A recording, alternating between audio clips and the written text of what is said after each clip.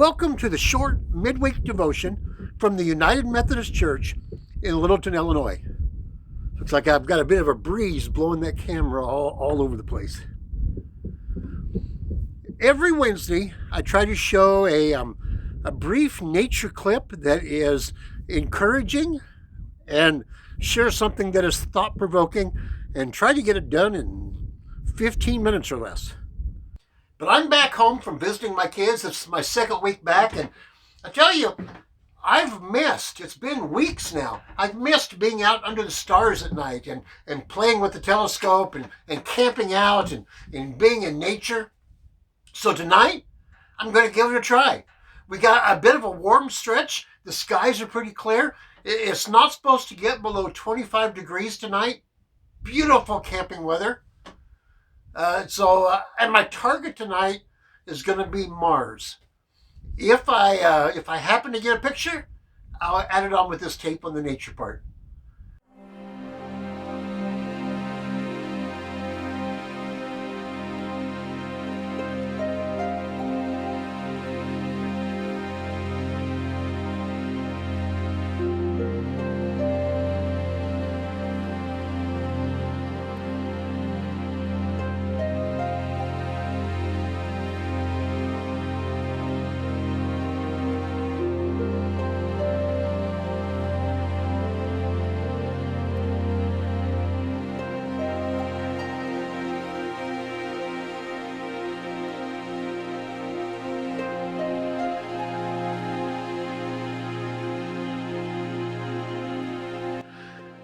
This week, we're going to have a fairly unusual topic that I don't know that we've talked about before on one of these Wednesdays, and that is the spiritual discipline of fasting.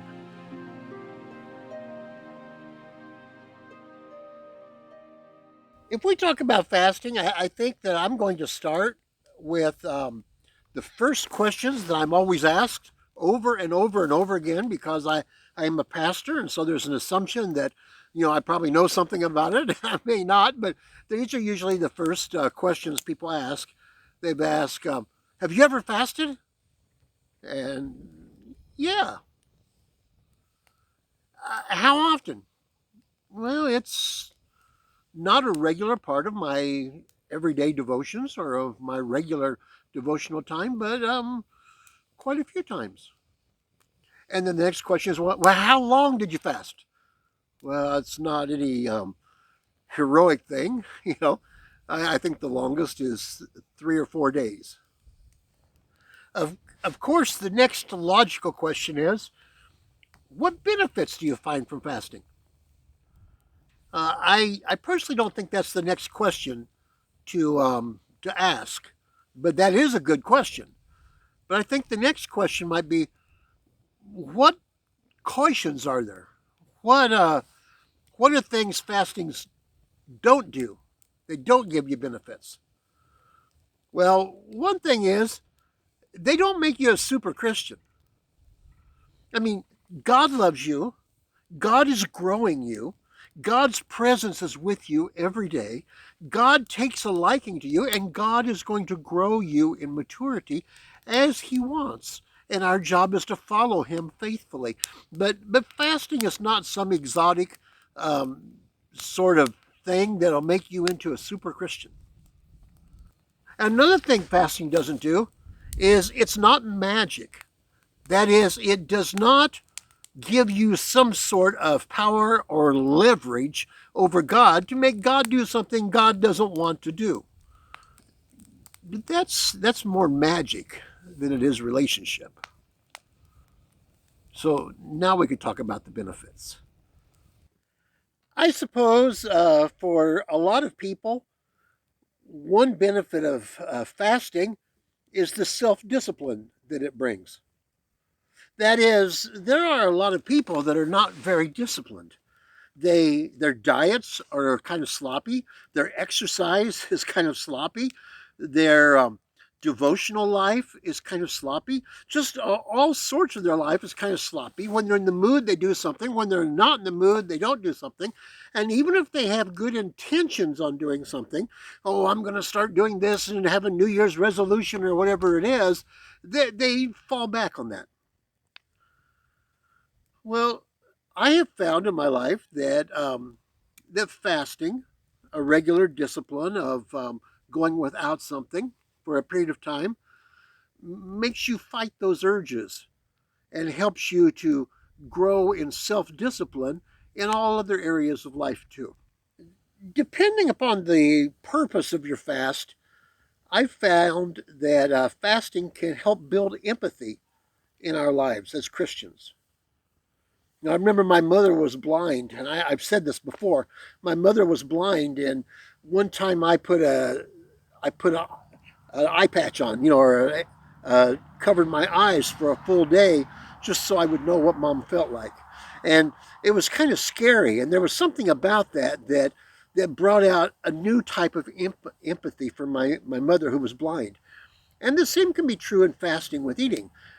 The Catholics and increasingly more and more Protestants fast and don't eat or don't eat meat on Fridays during Lent. Well, sometimes you might just think, oh, that's a Catholic thing, or that's some Protestants trying to do a Catholic thing. And we don't know really why. That's just something they do. Well, through most of history, red meat, beef, that is a luxury that most humans could not afford. Most people ate grains and ate fish and had very simple, humble diets. Lent is 40 days of preparing our hearts for Easter and 40 days of penance. And during that time, if we are careful in our thoughts, we can feel the empathy of most of the world around us that very seldom gets to eat meat. And 40 days of going without meat on Fridays just kind of helps build that empathy. Or if you were to go on a diet for third world, like many uh, unindustrialized nations have, it might be more sympathetic. I saw on television one time many years ago some televangelists that were going to fast for, I forget how long, but they were going to fast, and partway through it, they were humbled because they realized that the juices they were drinking or the liquids they were drinking had more calories than much of the world. Well, the sun's getting low enough that I, I think I'm just about to be done out here for just a little bit. I'm going to sneak into the warm room and maybe finish up there. But while we're talking about some of the benefits of fasting, this may be a little hard to describe if you have not fasted or done something like that. But fasting is one of those disciplines that helps to give focus to your prayers and helps to kind of raise your consciousness to an understanding that this is a world that is a physical world and also a spiritual world. As we are hungry or a little bit weak or haven't eaten for a day or two or three or four or whatever it is, and our consciousness is there, and we use that time not to just not eat or not to lose weight, but we use that time to pray and to focus our prayers and to think about it, we become more and more aware that that we are living in a world that is physical. It has all the things that are part of physical life, but it's also spiritual, and we are also spiritual people. And fasting helps to remind us of that. Now, this smoke is getting in my eyes. I'm starting to tear, and the cold is starting to get to me, and I'm about to need gloves or something. So I'm going to slip in and finish this up in my little warm room. Oh, this feels a lot better. It's nice to be outside, but it's a little bit warmer in here. So, after we talk about the benefits of fasting just a little bit, let me share with you some advice that I think may be helpful to you. I've got 3 pieces of advice about fasting. The first of them is to check your health. If you don't have the health to fast, you should not fast. I mean, it's not going, as I said, it's not going to be magic and get God to answer all of your prayers the way you want. It's not going to make you a super Christian. It's a discipline that helps us to grow, like any other discipline, devotions, attending church, tithing, things like that. And it's just a little different than the others. But not everybody should do it. For instance, if you have migraine headaches, sometimes trying to fast will be a trigger that might trigger a migraine. If that happens, I don't see where you're getting a lot of benefit out of it. You might have diabetes, and you may have, or some other sort of medical condition where you have to watch your food intake, and you have to watch what you eat and how much you eat and when you eat and eat on a regular basis. And if that's the case, making yourself sick to do some heroic Christian discipline that doesn't make God love you more than what God already loves you, is probably not worth it. There could be other things too. But you want to check your health. You want to see if you're healthy enough to fast, if it's something that could actually harm you more than help you.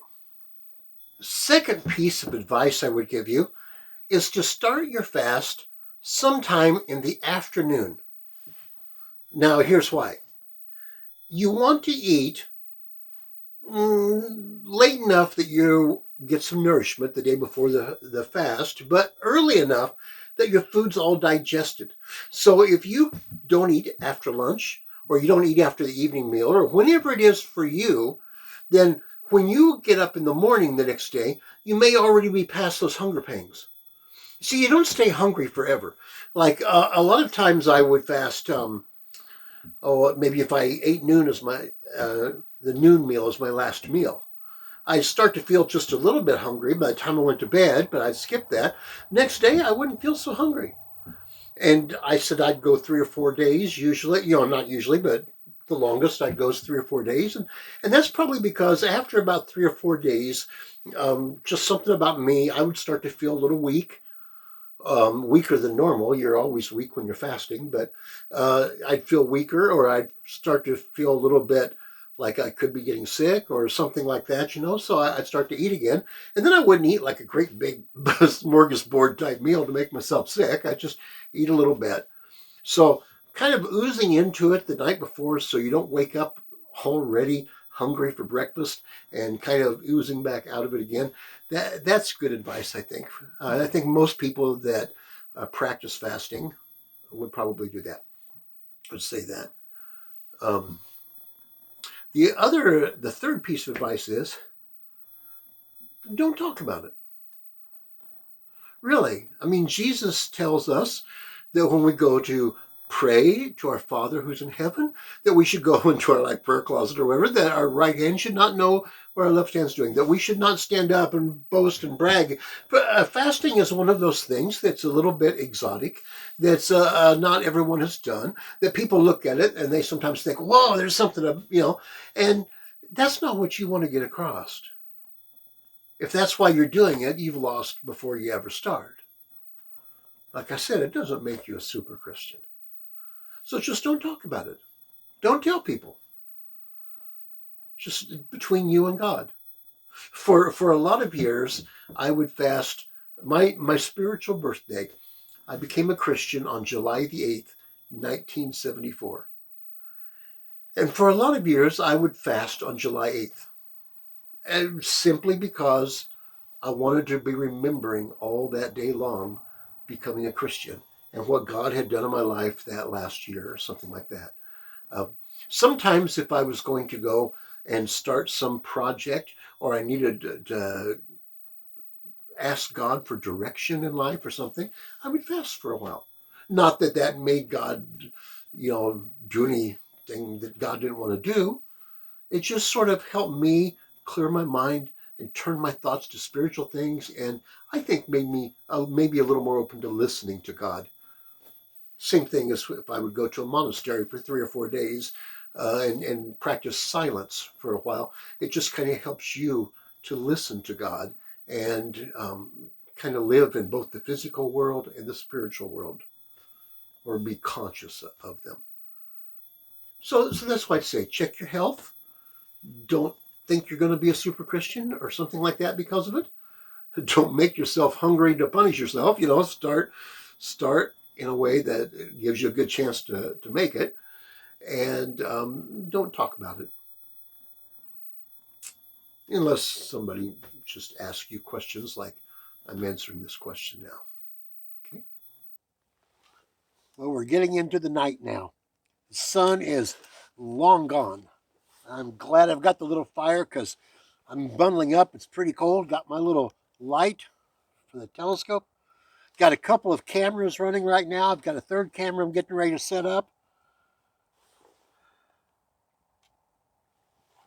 We still have half a week to go, don't we? And this is Thanksgiving week, a week to be grateful and thankful as we shared in church on Sunday. May the Lord bless you and keep you. May the Lord lift his face upon you and be gracious unto you.